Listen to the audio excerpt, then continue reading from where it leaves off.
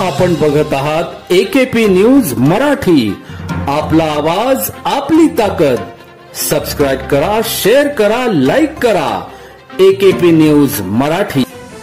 नाशिक शहर पोलीस आयुक्तालयातील Nashik road police ठाणे हद्दीतून नाशिक शहर व ग्रामीण भागातून 2 वर्षाकरिता तडीपार असलेला इसम हा नाशिक रोड परिसरातील सिन्नरफाटा एकलारा परिसरात असल्याची गोपनीय माहिती मिळाल्यानंतर नाशिकच्या गुन्हे शाखा युनिट क्रमांक 2च्या पोलीस अंमलदारांनी मोठ्या शिताफीने भाजी मार्केट गेट समोरून 25 फेब्रुवारी रोजी सचिन मोहन बाबर वय 27 राहणार एकलारा रोड सैलानी बाबा दर्गा अरिंगळे मळा सिन्नरफाटा नाशिक रोड यास ताब्यात घेत विचारपूस केली असता नाशिक शहर व ग्रामीण हद्दीतून 2 वर्षाकरता तडीपार केल्याचे समजले।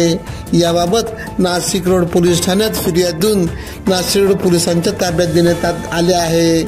सदरची कामगिरी गुन्हे शाखा युनिट क्रमांक 2चे वरिष्ठ पोलीस निरीक्षक हेमंत तोडकर यांच्या मार्गदर्शनाखाली सहाय्यक पोलीस उपनिरीक्षक शंकर काळे, बाळू शेळके, विलास गांगुर्डे, राजाभाऊ गांगुर्डे, प्रकाश महाजन, नितीन फुलमाळी, संजय पोटिंदे आदींनी केली। AKP न्यूज साठी ब्युरो चीफ अनवर खान पठाण, नाशिक।